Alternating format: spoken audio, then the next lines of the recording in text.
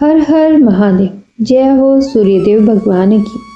सूर्यदेव की कृपा पाने के लिए सबसे उत्तम उनके मंत्रों का जाप और सूर्योदय के समय अर्घ देना माना गया है। सूर्य प्रत्यक्ष देवता हैं जिनका दर्शन पृथ्वी पर कहीं भी रहते हुए किया जा सकता है। सूर्यदेव अपने भक्तों के सभी कष्टों को दूर करने वाले हैं। तो आइए जानते हैं किन उपायों को करने से सूर्यदेव की कृपा मिलती है। और आज रविवार के दिन सूर्यदेव की रवि कथा भी श्रवण करेंगे, उसका भी आनंद लेंगे। सबसे पहले जान लेते हैं रविवार के व्रत को कैसे रखना है। रविवार का व्रत किसी भी मास के शुक्ल पक्ष से आरंभ करना चाहिए। इसे कम से कम 12 व्रत अवश्य रखने चाहिए। हालांकि यदि संभव हो तो पूरे साल रखने चाहिए। सूर्य को जल देने के बाद भगवान सूर्य के बीज मंत्र की कम से कम 5 माला का जाप जरूर करें। इसके बाद रविवार व्रत की कथा पढ़ें या फिर सुने। यह भी आप हमारी इस वीडियो में सुन सकते हैं। व्रत के दिन सुबह स्नान ध्यान करके लाल रंग के कपड़े पहने और उगते हुए सूर्य को अर्घ दें। इस दिन केवल गेहूं की रोटी या गेहूं का दलिया और गुड़ का सेवन करें, यानी कि मीठा भोजन करें। ऐसा करते हुए जब आपके व्रत का संकल्प पूरा हो जाए तो कम से कम 2 ब्राह्मणों को आदर के साथ भोजन कराएं और अपनी सामर्थ्य के अनुसार सूर्य से संबंधित दान और दक्षिणा दें। रविवार का व्रत रखने से सूर्य देव की कृपा प्राप्त होती है और इस व्रत को करने से आंख से संबंधित दोष भी दूर होते हैं और आयु बढ़ती है। सूर्य देव की कृपा पाने के लिए रविवार के दिन गेहूं, गुड़, तांबा, सोना, लाल चंदन आदि का दान करना चाहिए। आइए सुनते हैं रविवार व्रत की कथा। प्राचीन काल में एक नगर में एक वृद्धा रहती थी। उनका नियम था कि वे हर रविवार घर आंगन गोबर से लीप कर भोजन तैयार करती थी और सूर्य देव को भोग लगाकर ही भोजन करती थी। ऐसा व्रत करने से उसका घर अनेक प्रकार के धन धान्य से पूर्ण था। श्री हरि की कृपा से घर में किसी प्रकार का विघ्न या दुख नहीं था। सब प्रकार से घर में आनंद रहता था। इस तरह कुछ दिन बीत जाने पर उसके एक पड़ोसन, जिसकी गऊ का गोबर वह वृद्धा लाया करती थी, विचार करने लगी कि वह वृद्धा सर्वदा मेरी गऊ का गोबर ले जाती है, इसीलिए अपनी गाय को घर के भीतर बांधने लग गई। वृद्धा को गोबर न मिलने से रविवार के दिन अपने घर को न लीप सकी, इसीलिए उसने ना तो भोजन बनाया और न ही भगवान को भोग लगाया और स्वयं भी उसने भोजन नहीं किया। इस प्रकार उसने निराहार व्रत किया। रात्रि हो गई और वह भूखी सो गई। रात्रि में भगवान ने उसे स्वप्न दिया और भोजन ना बनाने तथा भोग ना लगाने का कारण पूछा। वृद्धा ने गोबर न मिलने के कारण को बताया और भगवान ने कहा कि माता, हम तुमको ऐसी गाय देते हैं जिससे सभी इच्छाएं पूर्ण होती हैं, क्योंकि तुम हमेशा रविवार को गौ के गोबर से लिपकर भोजन बनाकर मेरा भोग लगाकर खुद भोजन करती हो। इससे मैं खुश होकर तुमको वरदान देता हूँ। निर्धन को धन और बांझ स्त्रियों को पुत्र देकर दुखों को दूर करता हूँ तथा अंत समय में मोक्ष देता हूँ। स्वप्न में ऐसा वरदान देखकर भगवान तो अंतर ध्यान हो गए और वृद्धा की आंख खुली तो वह देखती है कि आंगन में अति सुंदर गऊ और बछड़ा बंधे हुए हैं। वे गाय और बछड़े को देखकर बहुत प्रसन्न हुई और उसको घर के बाहर बांध दिया और वहीं खाने को चारा डाल दिया। प्रातःकाल सूर्योदय से पूर्व उस बुढ़िया की आंख खुली तो वह अपने घर के आंगन में सुंदर गाय और बछड़े को देखकर हैरान हो गई। गाय को आंगन में बांधकर उसने जल्दी से उसे चारा खिलाया। पड़ोसन ने उस बुढ़िया के आंगन में बंधी सुंदर गाय और बछड़े को देखा तो वह उससे और अधिक जलने लगी। तभी गाय ने सोने का गोबर किया। गोबर को देखते ही पड़ोसन की आंखें फट गई। पड़ोसन ने उस बुढ़िया को आसपास न पाकर तुरंत उस गोबर को उठा लिया और अपने घर ले गई तथा अपनी गाय का गोबर वहां रख आई। सोने के गोबर से पड़ोसन कुछ ही दिनों में धनवान हो गई। गाय प्रतिदिन सूर्योदय से पूर्व सोने का गोबर करती और बुढ़िया के उठने के पहले ही पड़ोसन उस गोबर को उठाकर ले जाती। बहुत दिनों तक बुढ़िया को सोने के गोबर के बारे में कुछ पता ही नहीं चला। बुढ़िया पहले की तरह हर रविवार को भगवान सूर्यदेव का व्रत करती रही और कथा सुनती रही। सूर्य भगवान को जब पड़ोसन की चालाकी का पता चला तो उन्होंने एक दिन तेज आंधी चलाई। आंधी का प्रकोप देखकर बुढ़िया ने अपनी गाय को घर के भीतर बांध दिया। अब पड़ोसन सोने का गोबर लेकर नहीं जा सकी। सुबह उठकर बुढ़िया ने सोने का गोबर देखा तो उसे बहुत आश्चर्य हुआ। उस दिन के बाद बुढ़िया गाय को घर के भीतर ही बांधने लगी। सोने के गोबर से कुछ ही दिनों में वह बुढ़िया भी बहुत धनी हो गई। बुढ़िया के धनी होने से पड़ोसन और बुरी तरह जल भुनकर राख हो गई। अब की बार उसने अपने पति को नगर के राजा के पास भेजा और बुढ़िया के पास सोने का गोबर देने वाली गाय के बारे में बताया। राजा ने अपने सैनिक भेजकर बुढ़िया की गाय लाने का आदेश दे दिया। सैनिक बुढ़िया के घर पहुंचे। उस समय बुढ़िया सूर्य भगवान को भोग लगाकर स्वयं भोजन ग्रहण करने वाली थी। राजा के सैनिक जबरदस्ती गाय और बछड़े को महल की ओर ले चले। बुढ़िया ने प्रार्थना की, बहुत रोई चिल्लाई, लेकिन राजा के सैनिक नहीं माने। गाय और बछड़े के चले जाने से बुढ़िया को बहुत दुख हुआ। उस दिन उसने कुछ भी खाया नहीं और भूखी प्यासी सारी रात सूर्य भगवान से गाय और बछड़े को लौटाने के लिए प्रार्थना करती रही। गाय देखकर राजा बहुत खुश हुआ। सुबह जब राजा ने सोने का गोबर देखा तो उसके आश्चर्य का ठिकाना नहीं रहा। उधर सूर्य भगवान को भूखी प्यासी बुढ़िया को इस तरह प्रार्थना करते देख उस पर बहुत दया आई। उसी रात सूर्य भगवान ने राजा के स्वप्न में कहा, राजन, बुढ़िया की गाय और बछड़ा तुरंत लौटा दो, नहीं तो तुम पर विपत्तियों का पहाड़ टूट पड़ेगा, तुम्हारे राज्य में भूकंप आएगा, तुम्हारा महल नष्ट हो जाएगा। सूर्य भगवान के स्वप्न से बुरी तरह भयभीत राजा ने प्रातः उठते ही गाय और बछड़ा बुढ़िया को लौटा दिया। राजा ने अपनी तरफ से भी बहुत सा धन देकर बुढ़िया से अपनी गलती के लिए क्षमा मांगी। राजा ने पड़ोसन और उसके पति को उनकी इस दुष्टता के लिए भी दंड दिया। इसके बाद राजा ने राज्य में घोषणा करवाई कि सभी स्त्री पुरुष रविवार का व्रत करें। जनता ने भी ऐसा ही किया। रविवार का व्रत करने से सभी लोगों के घर धन धान्य से भर गए। चारों ओर खुशहाली छा गई। सभी लोगों के शारीरिक कष्ट दूर हो गए। निसंतान स्त्रियों को की गोद भर गई। राज्य में सभी स्त्री पुरुष सुखी जीवन यापन करने लगे। जय हो सूर्यदेव भगवान की। प्रभु ने जैसी कृपा बुढ़िया पर बनाई है वैसी ही हम सब पर भी बनाए रखे। सभी के घरों में धन धान्य संपदा बनाए रखे। सभी की संतानों को सुख प्रदान करे और निरोगी बनाए, दीर्घायु करे। सूर्यदेव की इस कथा में हमें 3 चीजों का महत्व बताया गया है। गाय, राजा और स्वर्ण के बारे में। देसी गाय के दूध में सूर्यदेव तत्व रूप में विद्यमान है और गाय के शरीर में सूर्य केतु नदी होती है जो सूर्य की सुनहली यानी कि स्वर्णमयी रश्मियों से दूध की आभा को पीत वर्ण में बदल देती है। इससे प्राणियों के शरीर में सूर्य की ऊर्जा रच बस जाती है। यही ऊर्जा सभी प्रकार के विषाणुओं को नष्ट करने की क्षमता रखती है, यानी कि विषाणुओं के आक्रमण से रक्षा करती है।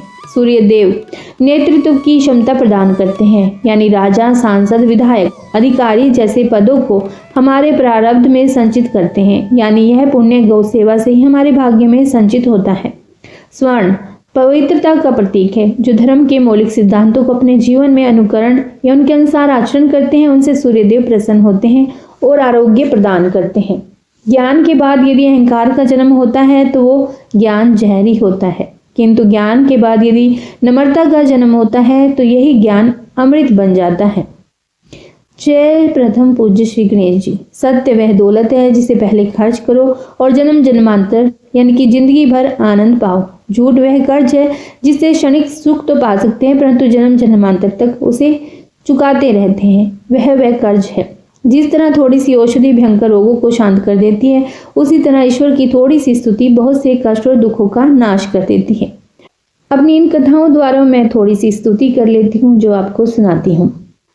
हमारे शास्त्रों में कहा गया है कि स्वयं की गौ की सेवा करने से, उसके ग्रास देने से जो पुण्य प्राप्त होता है उससे दुगना पुण्य दूसरे द्वारा छोड़ी गई गाय की सेवा करने से होता है। अगर गुरु द्वारा स्थापित गौशाला में गौओं की सेवा की जाए तो उसका 4 गुना ज्यादा पुण्य प्राप्त होता है। ऐसा क्यों है? क्योंकि गुरु द्वारा संचालित गौशाला में जो गायें हैं उनकी महिमा का नित गान होता है। वे सब गायें सबला हैं, प्रसन्न रहती हैं। वहां आने वाले भक्त गौ महिमा से परिचित होते हैं और वहां गाय पशु नहीं माता कहलाती है, इसीलिए 4 गुना अधिक पुण्य है। जबकि अन्य जगह पर जो गायें घूम रही हैं उनको घर में लाकर पूजने से अधिक पुण्य है। अर्थात जहाँ गाय की कोई महिमा नहीं है, यदि गौ ग्रास देने वाला गौ महिमा से परिचित नहीं है तो गाय भी अबला रूप में रहती हैं और सेवा का उतना ही पुण्य प्राप्त होता है जितना किसी पशु पर दया करने का पुण्य प्राप्त होता है। ओम जगदम्बाई च विद्महे पशु रूपाई धीमहि सा नो धेनु प्रचोदयात्। गाय पशु रूप में होते हुए भी जगदम्बा है और यह देवी हमें मोक्ष की राह पर ले जाएगी। किंतु यह तभी संभव है जब सेवक स्वयं को गौ पुत्र मानकर और गौ को माता मानकर उसकी रक्षा एवं सेवा करे और गौ महिमा से परिचित हो। किसी भी गौशाला में दान देकर गौवंश को बचाना चाहिए और देवताओं का आशीर्वाद एवं कृपा प्राप्त करनी चाहिए। साथ ही अपने प्रारब्ध में पुण्य संचित करने चाहिए। यह एक ऐसा पुण्य है जिससे इहलोक में देवताओं से सुख समृद्धि मिलती है और परलोक में स्वर्ग। सर्वदेवमयी यज्ञेश्वरी गौ माता को नमस्कार। यदि यह वीडियो आपको अच्छी लगी हो तो इसे लाइक और शेयर करना बिल्कुल भी मत भूलिएगा और चैनल को भी सब्सक्राइब जरूर कीजिएगा। हर हर महादेव। जय श्री कृष्णा, राधे राधे। आप सभी का स्वागत है हरि का पंचांग चैनल पर। आइए आरंभ करते हैं राजा परीक्षित और कलयुग की कथा को। जय श्री गणेश। परीक्षित जी महाराज अर्जुन के पौत्र और वीर अभिमन्यु के पुत्र थे। पांडवों के स्वर्ग जाने के पश्चात राजा परीक्षित ऋषि मुनियों के आदेश के अनुसार धर्म पूर्वक शासन करने लगे। उनके जन्म के समय ज्योतिषियों ने जिन गुणों का वर्णन किया था वे समस्त गुण उनमें विद्यमान थे। उनका विवाह राजा उत्तर की कन्या ईरावती से हुआ। उससे उन्हें जन्मेजय आदि 4 पुत्र प्राप्त हुए। इस प्रकार वे समस्त ऐश्वर्य भोग रहे थे। आचार्य कृप को गुरु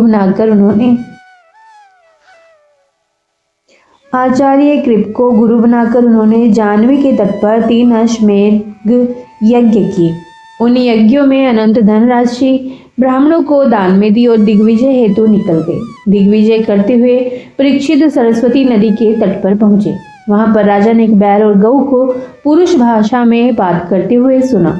वो बैल केवल एक पैर पर खड़ा था, जबकि गाय की दशा जीर्ण शीर्ण थी और आंखों में आंसू थे। यह बैल साक्षात धर्म है और गऊ धरती माता है।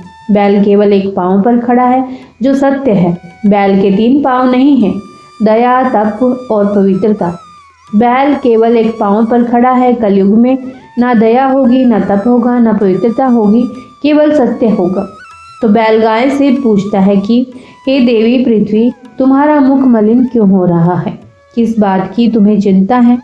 कहीं तुम मेरी चिंता तो नहीं कर रही हो कि अब मेरा केवल एक पैर ही रह गया है, या फिर तुम्हें इस बात की चिंता है कि अब तुम पर शूद्र राज्य करेंगे? तब पृथ्वी कहती है, हे धर्म, तुम सब कुछ जानकर भी मुझसे मेरे दुख का कारण पूछते हो।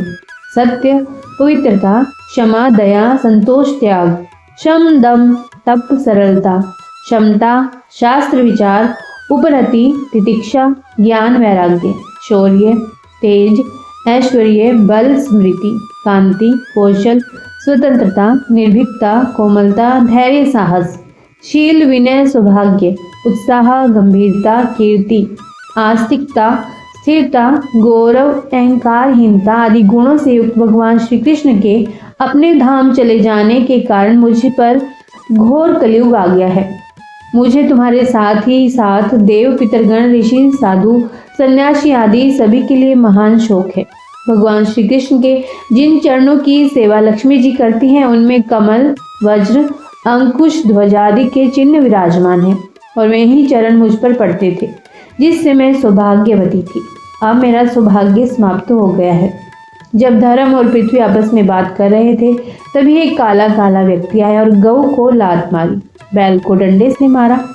महाराज परीक्षित अपने धनुष बाण को चढ़ाकर मेघ के समान गंभीर वाणी में ललकारे, रे दुष्ट, पापी, नराधम, तू कौन है? इन नीरी गायें तथा बैल को क्यों सता रहा है? तू महान अपराधी है। तेरे अपराध का उचित दंड तेरा वध ही है। मैं तुझे जीवित नहीं छोड़ूंगा। इतना कहकर राजा परीक्षित ने उस पापी को मारने के लिए अपनी तीक्ष्ण धार वाली तलवार निकाली। वो व्यक्ति डर गया और परीक्षित जी महाराज के चरणों में गिर गया और क्षमा मांगने लगा। वो बोला कि मैं कलयुग हूँ। श्री कृष्ण के जाने के बाद अब द्वापर युग खत्म हो गया है और कलयुग का आगमन हो गया है। अब मेरा राज चलेगा। राजा परीक्षित बोले कि अधर्म, पाप, झूठ, चोरी, कपट, दरिद्रता आदि अनेक उपद्रवों का मूल कारण केवल तू ही है। अतः तू मेरे राज्य से तुरंत निकल जा और लौटकर फिर कभी मत आना। इस पर कलयुग बोला कि मैं कहाँ जाऊं? जहां तक सूर्य और चंद्रमा का प्रकाश है मुझे आप धनुष बाण लिए दिखाई देते हो। अब मुझ पर दया करके मेरे लिए कोई तो स्थान बताइए ना। परीक्षित जी बोले कि आपके अंदर केवल और केवल अवगुण है। अगर एक भी गुण तेरे अंदर है तो बता, मैं फिर तुझे कोई स्थान अवश्य दूंगा। इस पर कलयुग थोड़ा खुश हुआ और बोला, हे महात्मन, आप बड़े दयालु हैं। माना कि मेरे अंदर अवगुण ही अवगुण है, लेकिन एक सबसे बड़ा गुण है। कलयुग में केवल भगवान नाम, हरि नाम से ही मुक्ति संभव है। भगवान को पाने के लिए कोई लंबे चौड़े यज्ञ, हवन, पूजा और विधि विधान की जरूरत नहीं पड़ेगी। मानो रामचरितमानस की यह चौपाई यहाँ सार्थक ही हो रही है। कलयुग केवल नाम आधारा सुमिर सुमिर नर उतर ही पारा। कलयुग इस तरह कहने पर राजा परीक्षित सोच में पड़ गए। फिर विचार करके उन्होंने कहा, हे कलयुग, जुआ खाना, मदिरालय, परिस्त्रीगमन, वैशाल्य और हिंसा यानी कि कसाई खाना, इन 4 स्थानों में असत्य, मद, काम और क्रोध का निवास होता है। इन 4 स्थानों में निवास करने की मैं तुझे छूट देता हूँ। यदि व्यक्ति अपना भला चाहे तो इन चारों से दूर रहना चाहिए। कलयुग ने राजा का बहुत धन्यवाद किया और बोला, हे राजन, आपने 4 स्थान अपनी मर्जी से दिए हैं। एक स्थान मैं भी आपसे मांगता हूँ, आप देने की कृपा करें। कृपा करके मुझे स्वर्ण में यानी कि सोने में भी स्थान दे दें। तब परीक्षित जी महाराज ने उसे सोने में भी स्थान दे दिया। गुरुदेव बताते हैं कि सोने का मतलब यह नहीं कि जो आप सोना पहनते हो, उसमें कलयुग है, क्योंकि भगवान कृष्ण ने खुद बोला है कि धातुओं में स्वर्ण मेरा स्वरूप है। कहने का मतलब यह है कि जो भी पैसा अनीति से, गलत तरीके से, हिंसा से आए और उससे सोना लिया जाए, उसमें कलयुग का वास है। कलयुग को वचन देकर जब राजा परीक्षित अपने महल में लौटे तो अचानक अपने कोषागार में चले गए, जहां एक संदूक देखकर ठिठक गए। संदूक खोला तो उसमें चमचमाता हुआ सोने का मुकुट देखा। इतना सुंदर मुकुट देखकर राजा की आंखें चुंधिया गई और उस मुकुट को सिर पर धारण किया। मुकुट राजा परीक्षित ने अपने सिर पर धारण किया। यह मुकुट पांडव जरासंध को मारकर लाए थे और कोषागार में जमा कर दिया था। किसी भी पांडव ने उसे धारण नहीं किया। कलयुग के प्रभाव से ही राजा परीक्षित ने मुकुट सिर पर धारण किया, क्योंकि सोने में कलयुग को स्थान दे दिया था। इस कारण राजा परीक्षित की बुद्धि फिर गई और आज ये 45 वर्ष के हुए तो इनका मन शिकार करने के लिए कहता है। परीक्षित जी महाराज ने अपने धनुष बाण उठाए और वन में शिकार करने के लिए चल दी। आज तक इन्होंने कभी भी आखेट का नहीं सोचा था, परंतु आज इनका मन हुआ। वन में शिकार करते करते बहुत आगे निकल गए। इनका सैनिक समुदाय काफी पीछे रह गया। काफी आगे जाने के बाद इन्हें प्यास लगी और थोड़ी दूर पर इन्हें एक कुटिया दिखाई दी, जिसमें एक संत शमिक ऋषि जी आंखें बंद करके भगवान का ध्यान कर रहे थे। इन्होंने सोचा कि ये संत ढोंग कर रहे हैं, नाटक कर रहे हैं, तो इन्होंने संत से पानी मांगा, लेकिन संत की समाधि सच्ची थी। जब संत ने इन्हें पानी नहीं दिया तो इन्हें गुस्सा आया और वहां एक मारा हुआ सर्प पड़ा हुआ था। वो सर्प उठाया और संत के गले में डाल दिया। इस तरह इन्होंने संत का अपमान किया और अपने महल में चले गए। शमिक ऋषि तो ध्यान में लीन थे। उन्हें ज्ञात ही नहीं हो पाया कि उनके साथ राजा ने क्या किया है। लेकिन उनके पुत्र श्रृंगी ऋषि को जब इस बात का पता चला तो उन्हें राजा परीक्षित पर बहुत क्रोध आया। श्रृंगी ऋषि ने सोचा कि यदि यह राजा जीवित रहेगा तो इसी प्रकार ब्राह्मणों का अपमान करता रहेगा।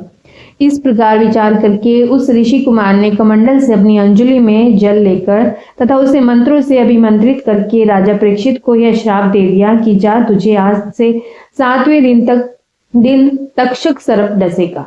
दारी नाग ऋषि कंठ में नृपने कीनो पाप, होनहार होकर हुतो श्रृंगी दीनो श्राप। जब शमिक ऋषि समाधि से उठे तो उनके पुत्र श्रृंगी ने सभी बातें अपने पिता को बताई। ऋषि बोले कि बेटा, तूने ये अच्छा नहीं किया। वो एक राजा है और राजा में रजोगुण आ सकता है, पर तू एक संत का बेटा है। तेरे अंदर क्रोध क्यों आया जो तूने श्राप दे दिया?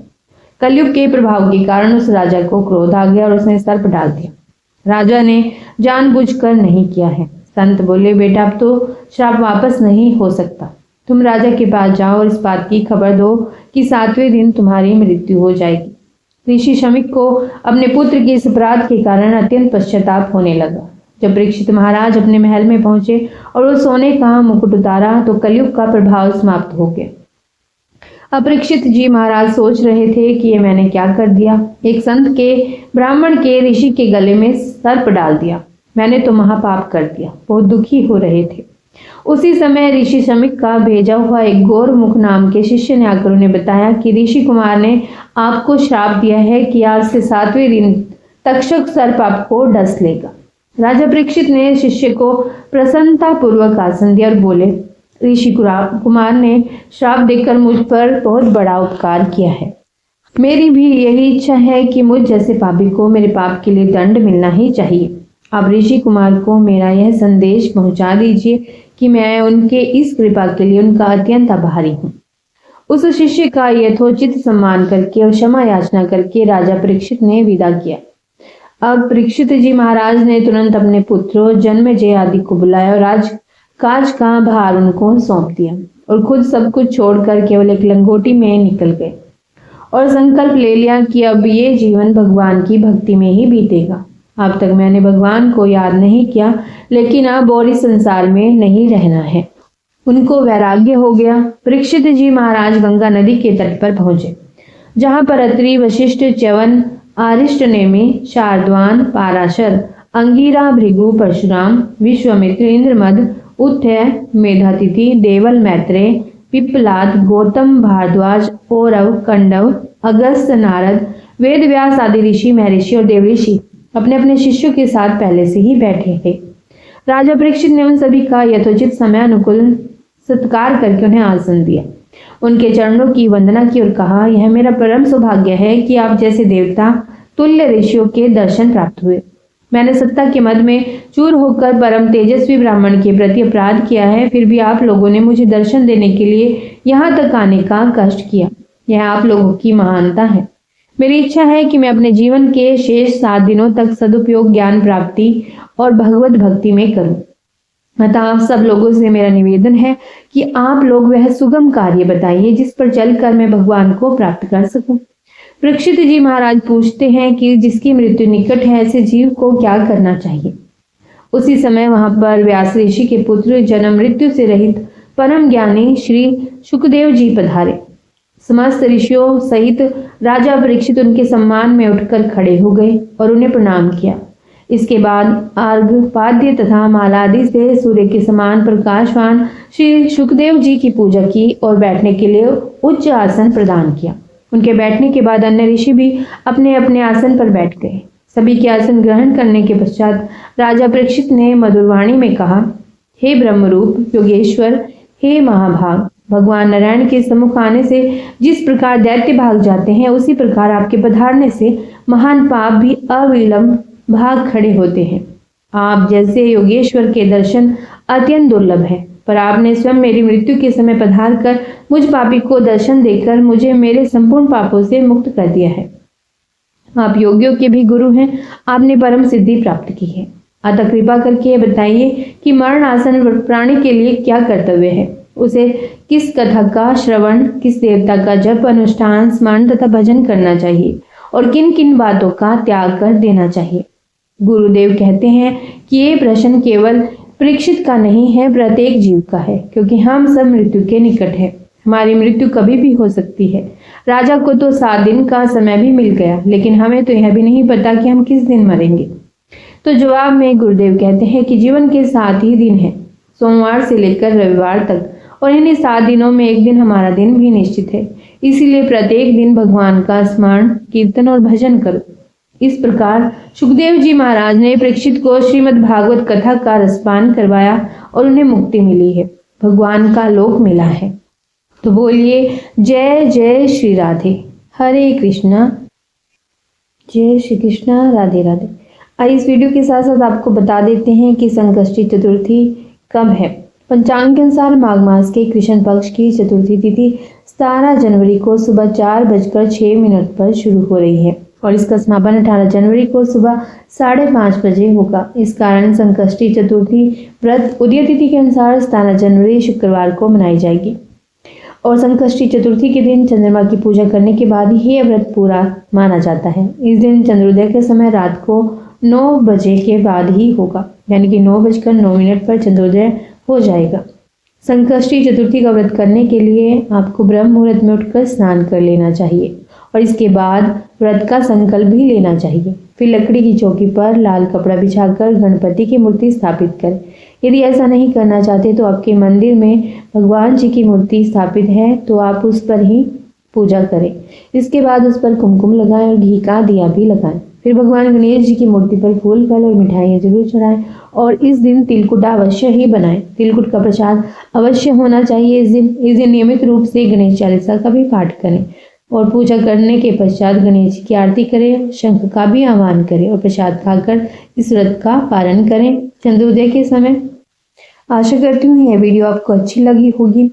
यदि आपको अच्छी लगी है वीडियो तो इसे लाइक ज़रूर कीजिएगा और चैनल को भी सब्सक्राइब जरूर कीजिएगा। इसी के साथ हरे कृष्णा हरे राधा।